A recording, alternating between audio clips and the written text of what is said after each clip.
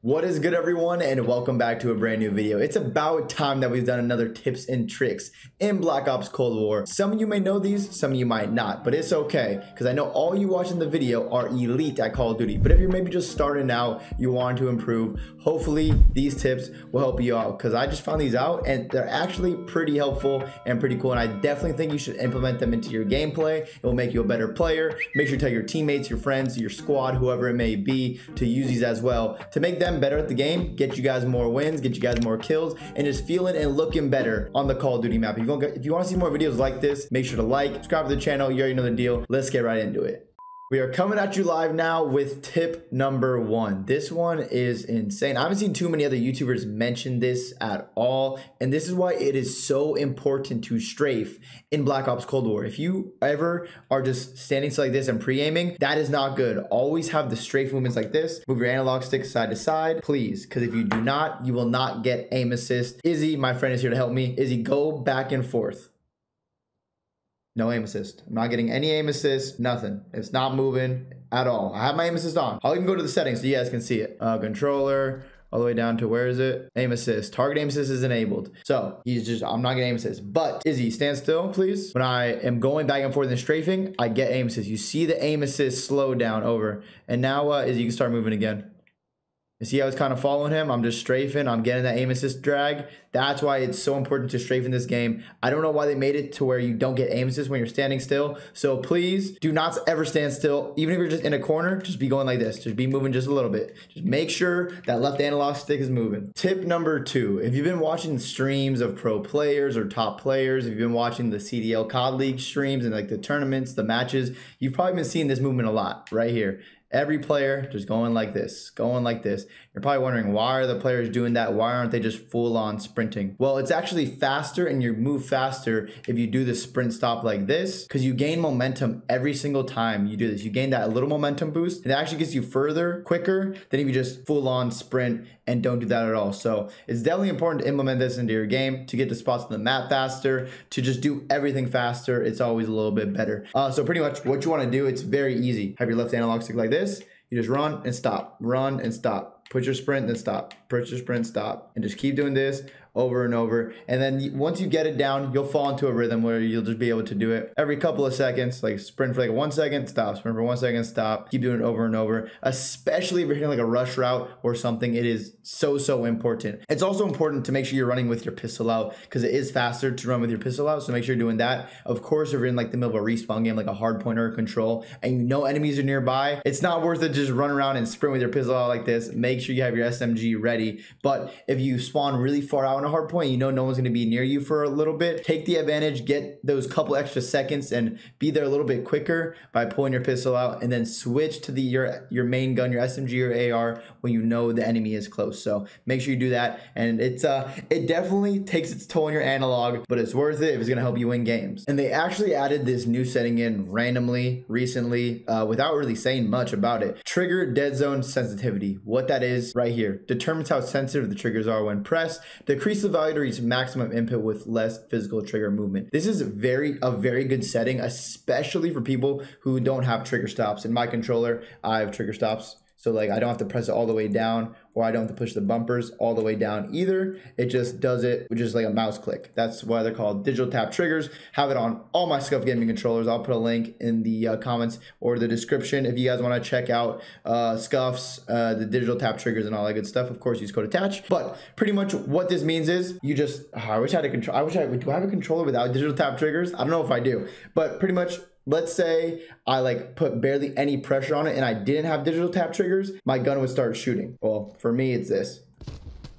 And you just want to put this setting to 0.01, because the higher you put it, the more time it's going to take for you to press your button and then the game to read that and then for you to shoot. So you want to put this to 0.01. If you have it on 99, it's going to be like, you're going to have to push your trigger all the way down before you start shooting. And with Call of Duty, it's so important. The milliseconds, they add up. That 1 millisecond might get you that kill. If you shoot a couple milliseconds later, you might lose that gunfight because of it. So make sure to put this on 0.01. And this is another one of those settings that a lot of you probably are not taking advantage of to the fullest. We've been told to be on 99, 99 for left stick max input threshold and right stick max input threshold. But I've actually been experimenting recently. I moved the left stick input threshold down. Pretty much what that means is I can move this analog stick not as much, but I'm still strafing faster. It's like, it's hard to explain. But let's say I move it a little bit and I have it on 60, then I'll actually strafe. But I'll have to move it more if I have the setting all the way bumped up to 99. So to make it easier for my controller, my hands, my thumbs for strafing, I just lower it to like 60. You don't want to put it too low, or then any slight movement will make you go crazy. Because I've experimented all the way from like 30. I started at 30 and then I got up to what I thought was pretty nice and respectable and fit like my gameplay best, because it can go crazy. Like if you put it on let's try it out. I'm gonna put it on 0. So literally, oh my god, like look at,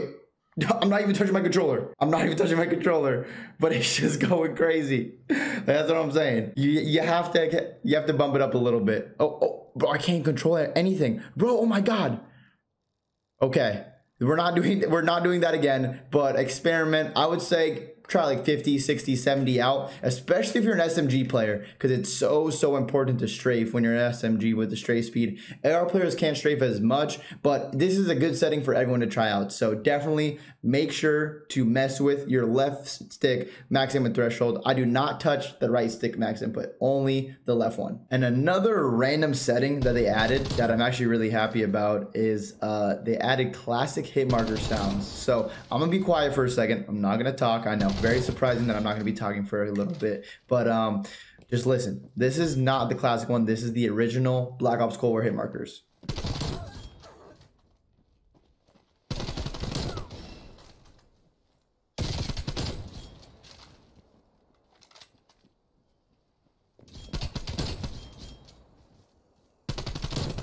Okay, so that was the Black Ops Cold War hit markers. You go to your audio, special hit markers sound effect, and you can switch to classic. And here's what classic sounds like.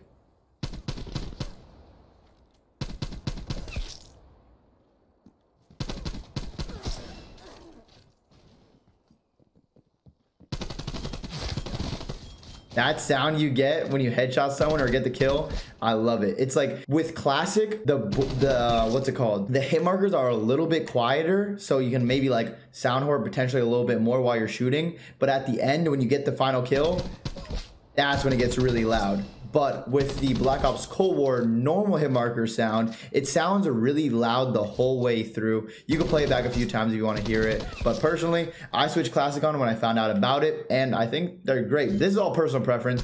I don't think this will make you shoot straight or anything like that, have less recoil, but it is a cool setting, and I definitely think you guys should give it a try, because it, I don't know, reminds me of some old Call of Duties, and I just kind of like the way it sounds, because I swear, when I've been using this, and you start frying, it just sounds so cool. So definitely make sure to give the classic sound a try. And here we are with the final tip. I was supposed to mention this when I was talking about the sprint stop thing that you do to like get the momentum and speed boost.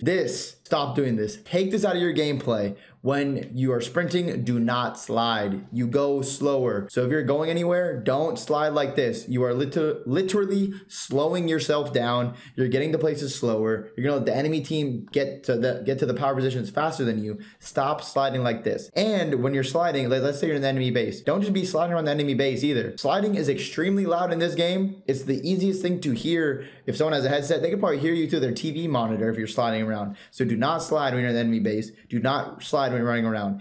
But there is still good times to slide, and the only time that I personally slide and the only time you should slide is when you're sliding behind a head glitch. It is still very good to slide kills behind the head glitch. It gives you a really good camera. The other people aren't really able to see or shoot you, but you will definitely be able to slide behind it and get that first shot, because you'll just catch them so off guard. And with the way the game works and the way the cameras work, you'll see them first. It's just going to help you get the kill pretty much every single time. But when you're running around, do not slide. When you're in the enemy base, you're trying to be quiet. Do not slide. When you're going to slide behind a head glitch and kill someone and challenge them right after, slide all you want behind the head glitch. But really, only use sliding for that time. Otherwise, take it out of your gameplay. But hopefully this video helps. Hopefully these tips and tricks will make you a better Call of Duty player. If you made it to the end, you are a real one, and I appreciate it. Thank you guys all for watching. I will see you in the next one. And as always, my name's Attach, and I'm out. Peace.